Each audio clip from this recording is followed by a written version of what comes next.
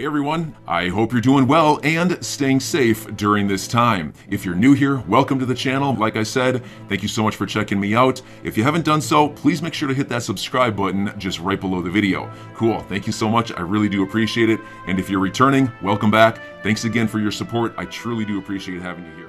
We see now XRP is at 79 cents, still holding that number 6 spot. Let's take a look at the price range quickly. We got a lot to get into this morning. 77 cents on the bottom, 85 cents on the top. We'll keep an eye on it. Take a look at this right here. Ethereum going down, being thrown to the wolves. It's just a matter of time, says Bond Crip, and I think he's right there. This is an article from Morgan Stanley saying Ethereum less decentralized, Ether more volatile compared to Bitcoin. You know, this is the kind of stuff you start seeing. You better pay close attention to this kind of news. And I tell you, look, I'm not saying that ETH won't be around 10 years from now. But I am asking the question, how will they survive when you had companies like Algorand Foundation introduces $10 million grant program to deliver Ethereum compatibility? Algorand will take over ETH in the future, says Bond Crypt. Algorand believes in a multi-chain world, this is super grant will move us towards that inevitability. This is the CEO, Stacy Warden. And take a look at this, because I can tell you this, whether it's Algorand or somebody else, if you could do better than $2.84 to $31, and we've seen hundreds of dollars for an Ethereum transaction on that network.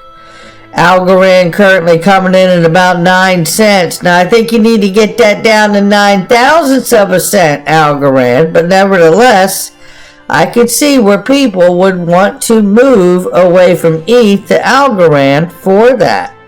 I could also see them wanting to move to XLM or XRP out of all of these because of it. So we will keep an eye on what goes on there, but I do believe there is going to come an inflection point of that understanding for people on the ETH network. You know, if you're running the ETH network and you're the one charging somebody those exorbitant fees, you don't really care. You're making great money. But I'll tell you what, you'll not be taking my money, because I won't be using the network. Attorney James K. Filan says unsealed SEC versus Ripple documents favor Ripple. We went over this yesterday. If you haven't seen it, please go watch the video from yesterday. We broke down the unsealed documents, which really just gave a broad legal breakdown of every way that you could examine what they call Ripple credits, which we know to be XRP, because it was from back in 2014, I believe it was. And really, the breakdown from the legal analysis supports Ripple's case greatly. Take a look here, because this was John Deaton on Link 2, and I covered this yesterday as well in depth. You need to go watch that video from yesterday if you haven't done it. And this here, ProCoin News, is on top of it. Make sure you give them a follow, and everybody that we cover here. John Deaton gives update on the Ripple case, and basically what he says is, imagine this case out of the way, Ripple moves to an IPO. Imagine the break in price just going to a meager $2 point, giving Ripple easily $100 billion valuation. Think of that. Now, John Deaton is also in the Link 2 family as well, so that is full disclosure on that. But this article is really fantastic. Please go watch it. And it covered a lot of people commenting on the tweet that I shared with the clip of John breaking down that. And remember, Link 2's valuation is at $7.9 billion. And currently, Ripple has a $15 billion valuation, which means that it's essentially the shares at Ripple on Link 2 are almost half off. That's what we're talking about in price. So, I think it speaks for itself. There's not much left, and there never is. Once they get a block of it and put it up, it goes quite quickly. So if you're interested in it, don't fool around. CBDC, China's digital yuan, wrapping up its Olympic test run here. Look, this is really being shown to you because I want to show you the next few things too. Jamaica is polishing up everything before launching its new CBDC. Then take a look here. And California could make Bitcoin legal tender. New bill introduced by political advisors. This is following Texas and the bill that was introduced there to make Bitcoin legal tender. Now, is anyone surprised by the pressure of the global level of the digital yuan?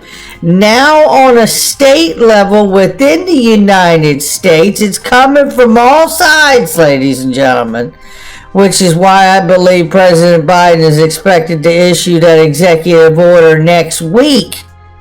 Now in the headlines I said, brace yourself, because this is like a Karen Carpenter song. It's only just begun. Right? I'm telling you, there's a lot to come here. The brace yourself part is because I don't know if we're going to get anything really revealing from the executive order when it drops, other than the executive order appears from Yahoo Finance to compel all of the necessary agencies to do the work, write the reports, report back to the president. Could be as much as 90 to 180 days. So looking at 180 days, let's just call it March, April, May, June, July, August. We're August before they report back if they go the 180 days, right? And then you got to have the, interpretations of the report and everything, and then we're going to see what happens from there, right? So August or later, unless they get it done in a 90-day time frame. So we'll keep an eye on it, but this is what is happening while we know this executive order is about to drop, really engaging all of these other agencies. And we're about to hear and see from some of these other agencies that are not confused about Ripple and the difference between that and XRP and how beneficial it can be to the system. And you're going to see that before we get out of here today. Top Justice Department official says the federal government's recent high-profile crackdown of the illegal use of cryptocurrency is only just beginning, as I said. And we know that the new agency has been made, covered it yesterday, right? I just want to highlight this again. NCET,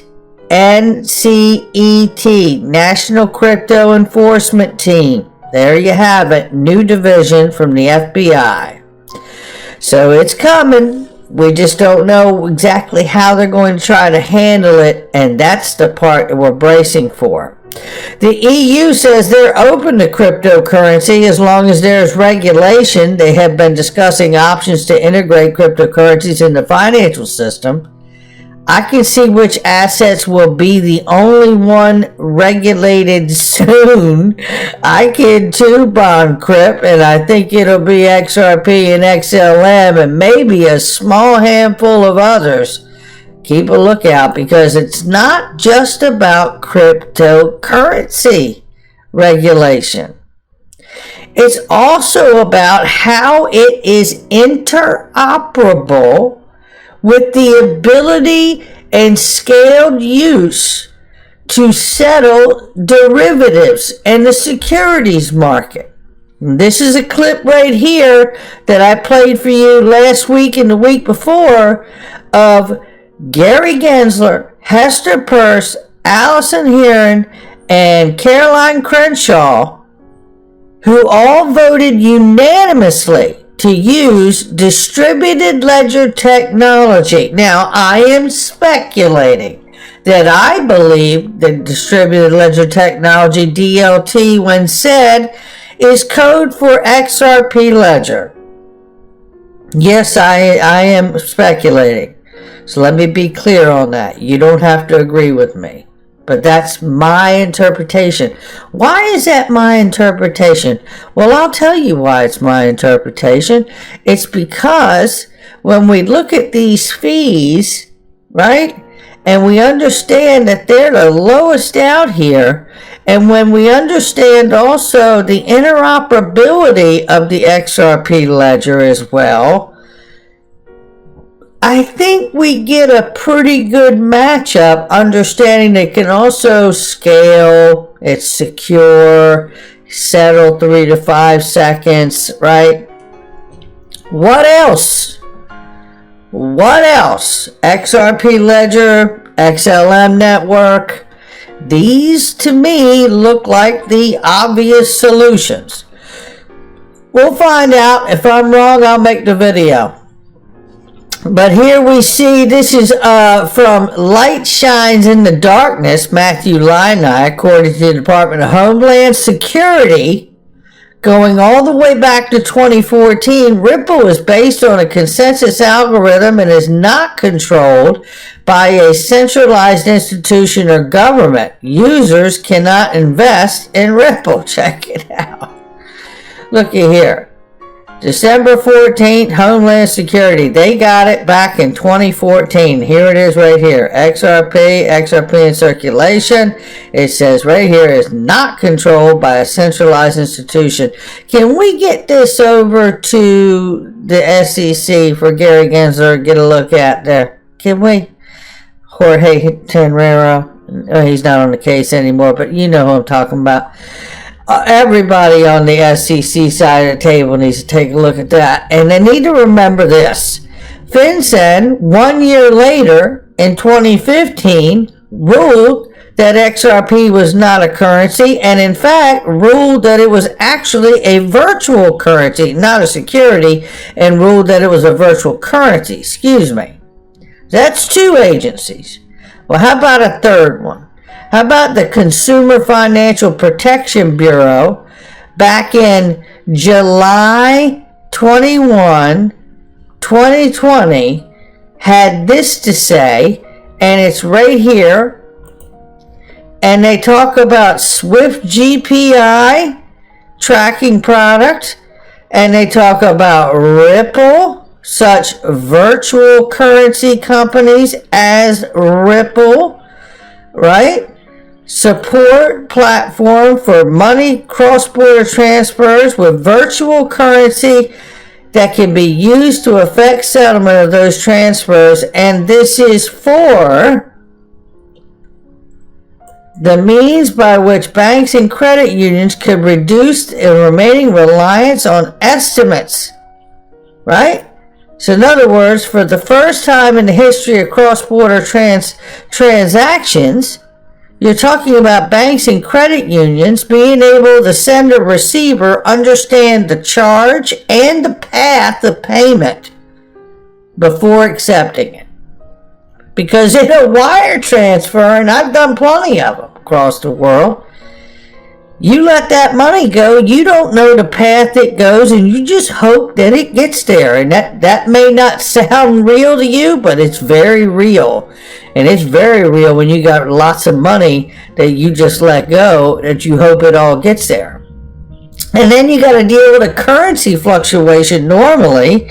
When I was sending money to China, then by the time the money got there, 5 days later, 4 or 5 days later, then I had to pay a currency differential on top of the fee itself. So you know, this is 1, 2, 3 agencies within the United States that have no confusion over what Ripple and XRP are. We should all see this case as a vetting process, right? A confirmation process, just like confirming someone as it being appointed to an agency. That's how I see this. That's how I see this case. I mean, maybe I'm wrong. And like, again, if I am, I'm going to be really out it, but I'm in it for the long run. And tell you who else is too, is Kathy Wood and Hall of Famer Jungle Inc. right here. And she talks about, if we're right, the rewards will be enormous. Take a listen right here. They're shorting innovation, and that seems to me over time that's not going to be a business. If you ask me, consider the source. But they're also not doing any research. They're simply shorting innovation.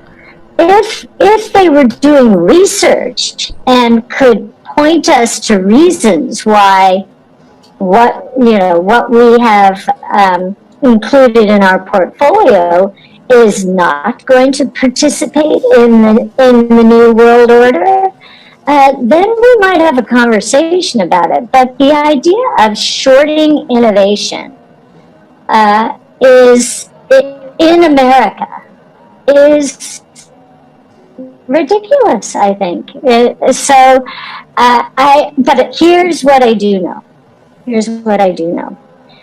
When I see, and this is investor psychology, when I see people so sure that we are wrong, and that they are willing to set up companies simply to short innovation, and to set up funds to short innovation, you know that investor psychology, the pendulum, has swung so far in one direction that if we're right, then the rewards are going to be enormous. I don't know how. And there you go right there. And I'm with Kathy Wood on that one, to be honest with you.